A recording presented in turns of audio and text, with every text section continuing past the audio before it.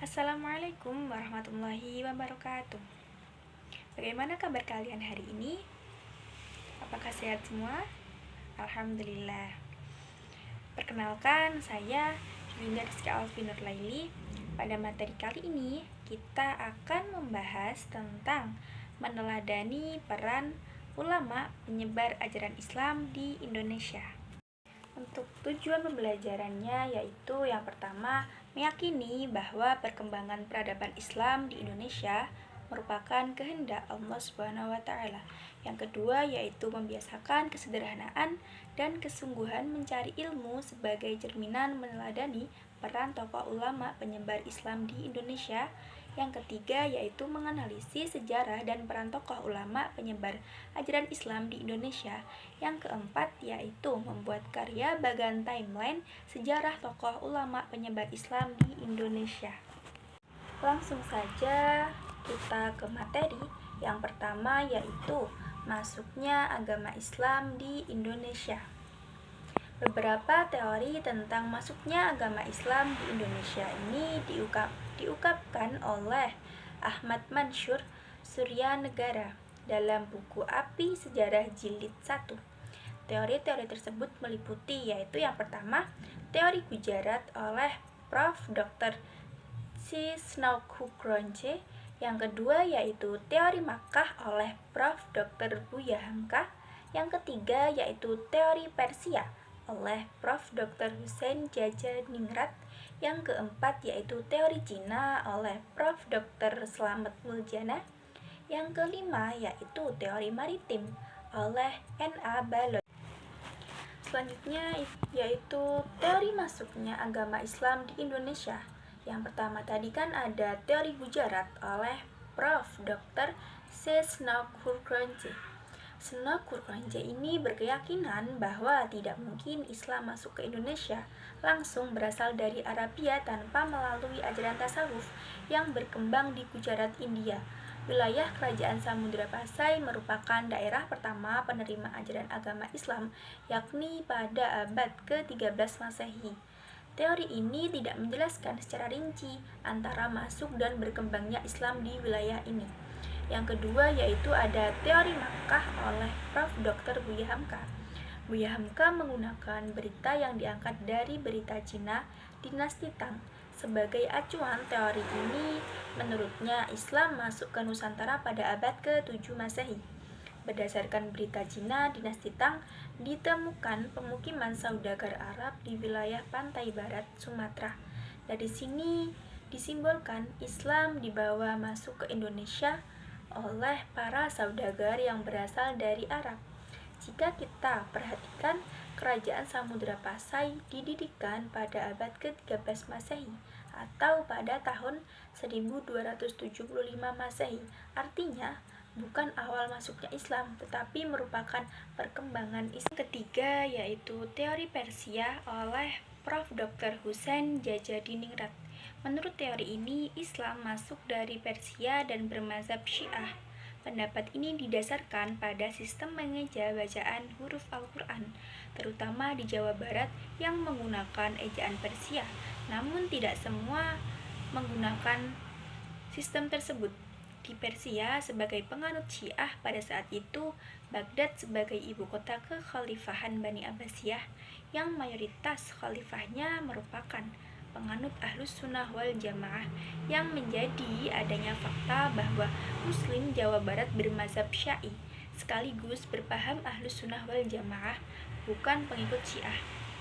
Yang keempat yaitu teori Cina oleh Prof. Dr. Slamet Muljana.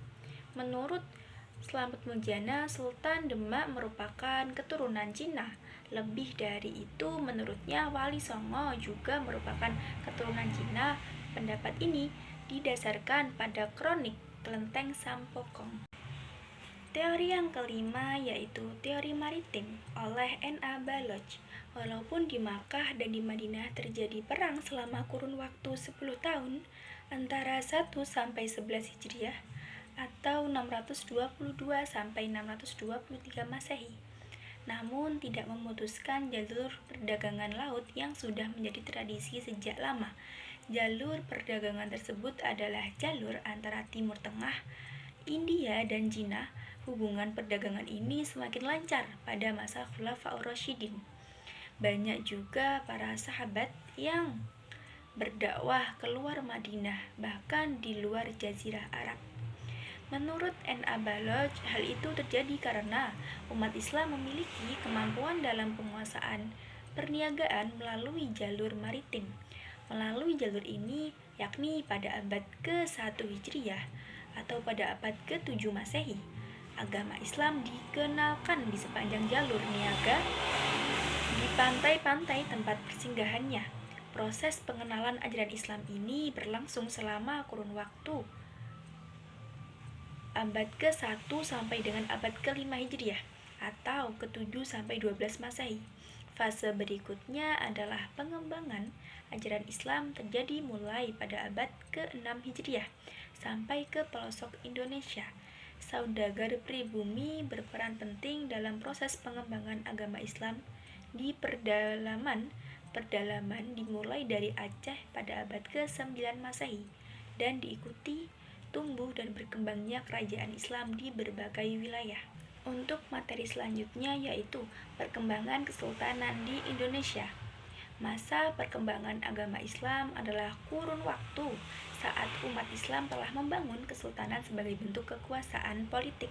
Sebagai contoh, Kesultanan Samudra Pasai di Sumatera Utara pada abad ke-13 Masehi, Kesultanan Leran di Gresik, Jawa Timur pada abad ke-11 Masehi. Perkembangan Islam di Indonesia semakin meluas seiring dengan banyaknya raja-raja Hindu yang memeluk Islam. Dengan demikian terbentuklah Kesultanan Islam di berbagai wilayah di Indonesia. Istilah kerajaan berubah menjadi kesultanan dan istilah raja berubah menjadi sultan. Salah satu motif para raja memeluk Islam adalah untuk mempertahankan kekuasaannya karena mayoritas rakyatnya sudah memeluk Islam terlebih dahulu. Rakyat berbondong-bondong masuk Islam karena syarat masuk Islam sangat mudah. Lebih dari itu, Islam tidak mengenal sistem kasta. Islam dianggap sebagai agama pembebas bagi rakyat jelata. Tumbuhnya Kesultanan Islam di Indonesia tidak dapat dilepaskan dari sebab timbulnya politik di luar Indonesia. Periode Khulafaur Rasyidin, Bani Umayyah, Bani Abbasiyah, Fatimiyah hingga Kesultanan Turki Utsmani, kemudian diikuti dengan runtuhnya pengaruh Hindu-Buddha di India dan munculnya Kerajaan Maul. Perkembangan Islam di Peking, Cina berpengaruh terhadap pertumbuhan masjid pesantren baik di dalam maupun di luar Pulau Jawa. Untuk mengetahui perkembangan mazhab Syi'i yang dianut mayoritas oleh masyarakat Indonesia termasuk di Kesultanan Samudra Pasai dapat diketahui dari catatan Ibnu Battuta, penjelajah Muslim dari Maroko yang bernama lengkap Abu Abdullah Muhammad bin Abdullah Alawati At-Tanjibi Battuta, yang pernah berkunjung ke Kesultanan Samudra Pasai pada tahun 745 sampai 746 Hijriah atau 1345 Masehi. Pada catatan tersebut dijelaskan bahwa di Gujarat itu berkembang mazhab Syiah, sedangkan Kesultanan Samudra Pasai adalah bermajah perbedaan mazhab antara Gujarat dan Samudra Pasai. Inilah yang dijadikan alasan oleh Buya Hamka untuk menolak dari Gujarat. Jika benar bahwa agama Islam berasal dari Gujarat, seperti pendapat Snouchur Gronje, dan wilayah pertama penerima ajaran Islam adalah Samudra Pasai, maka dapat dipastikan bahwa Samudra Pasai akan bermazhab Syiah. Menurut Ibnu Battuta, Kesultanan Samudra Pasai bermazhab Syi'i, bukan bermazhab Syiah. Oleh karena itu, Buya Hamka berkeyakinan bahwa Islam dibawa langsung oleh saudagar dari Makkah, bukan dari Gujarat. Materi selanjutnya yaitu tokoh penyebar ajaran Islam di Indonesia.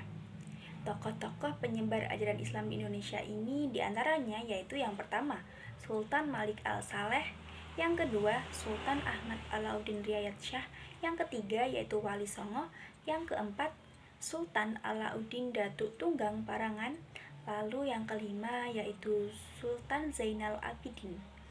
Dan masih banyak ulama yang berjasa sejak abad ke-18 Sampai masa kontemporer, ada juga ulama Indonesia yang bermukim di Mekah dan memiliki jasa besar terhadap penyebaran Islam di Nusantara. Melalui para muridnya, di antara mereka ada yang kembali ke Nusantara. Lalu ada juga yang menetap atau mukimin di Haramain.